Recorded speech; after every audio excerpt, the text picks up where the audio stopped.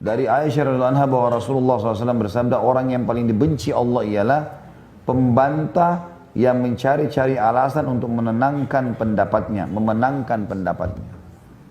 Riwayat Imam Muslim. Dan ini hadis ada footnote-nya. Biasanya kalau ada footnote kita bacakan. Footnote-nya dikatakan alad berasal dari kalimat ladida al-wadi. Artinya kiri kanan lembah. Kan dikatakan tadi dalam bahasa Arab al-aladdul khasim. Ya.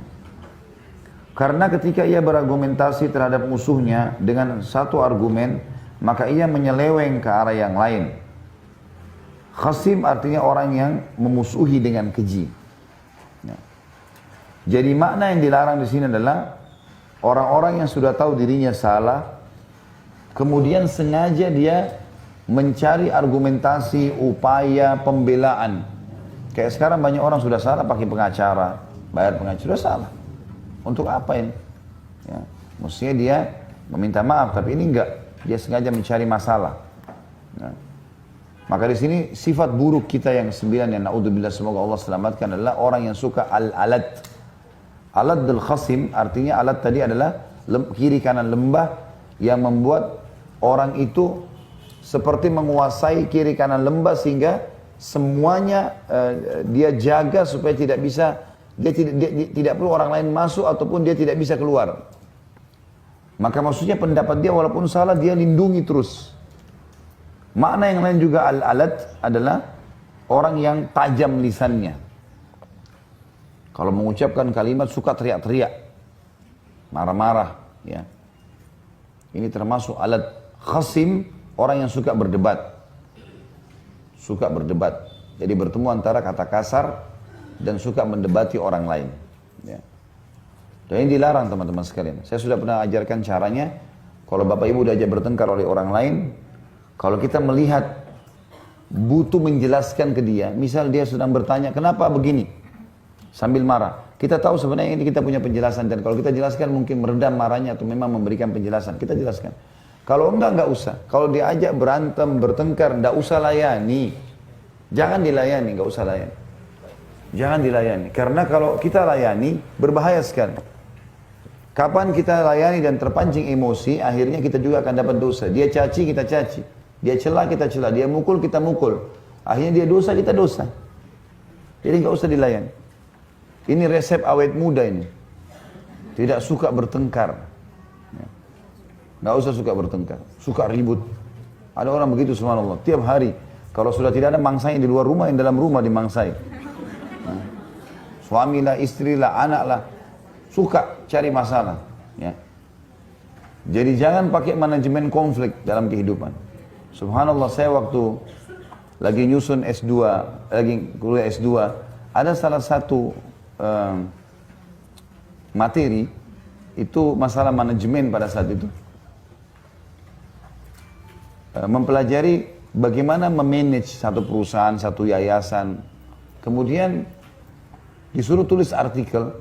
Kebetulan saya yang kena artikel itu, saya yang harus tulis makalahnya. Judulnya manajemen konflik. Saya awalnya nggak paham apa itu manajemen konflik itu.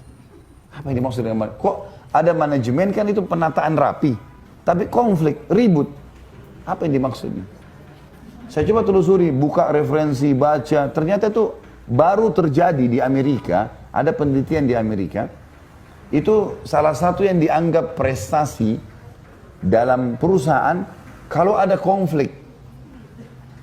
Ini ide oleh sebagian pengusaha di Amerika. Ide. Tapi ini menurut saya jauh dari agama Islam ya. Kebetulan saya buat makalahnya 20 lembar lebih. Dan itu bagus, menurut dosen diakui. Satu hal yang baik secara karya ilmiah. Karena saya ambil dari referensinya langsung. Dan saya jelaskan kekeliruannya.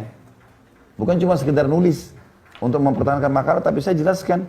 Ini sisi negatif positifnya banyak ini. Ada positifnya, ada negatifnya lebih banyak tapi.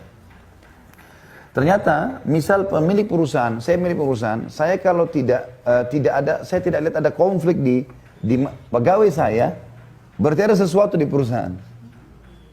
Maka sengaja pemilik perusahaan buat masalah. Sengaja dia taruh dompetnya kececer, sengaja dia taruh sembarangan HP, sengaja dia membuat sebuah masalah supaya bisa bisa tahu mana yang jujur, mana yang tidak jujur. Seperti itulah. Ya. Nah, ini tidak benar ini. Sebenarnya tidak benar. Ini pun di Amerika sendiri banyak para pemikir, banyak para dosen menolak sebenarnya. Tapi muncul sebagai sebuah ide. Dan perusahaan-perusahaan ini menganggap ini keberhasilan. Jadi kadang-kadang dia buat berantem dua pegawainya. Kamu harus dipanggil oleh atasannya, kamu harus mata-matain ini ya. Panggil juga yang satu, sama, kau juga mata-matain ini. Jadi kayak mereka saling mengawasin. Kesannya begitu. Tapi ini semua tidak benar. Hanya saja ini semua tidak benar. Ya. Nah ada orang pakai ini dalam rumah tangga. Manajemen konflik. Jadi kalau suaminya tenang-tenang, ada apa nih? Pasti ada yang dirahasiakan. Sengaja konflik. Cari masalah. Loh lagi tidak ada masalah, enak-enak kok. Kenapa? Karena kita dalam Islam, kalau lagi ada masalah depan mata, itu wajib kita ingkar mungkar. Baru kita amar ma'ruf, menyuruh kepada kebaikan. Kalau enggak usah. Ada orang begitu, konflik. Ya ini tidak boleh sama sekali. Jangan pakai sistem ini dilarang. Ini masuk dalam hadis kita tadi sebenarnya. Al-aladul khasim, masuk dalamnya orang yang suka menggunakan masalah konflik dalam kehidupan dia.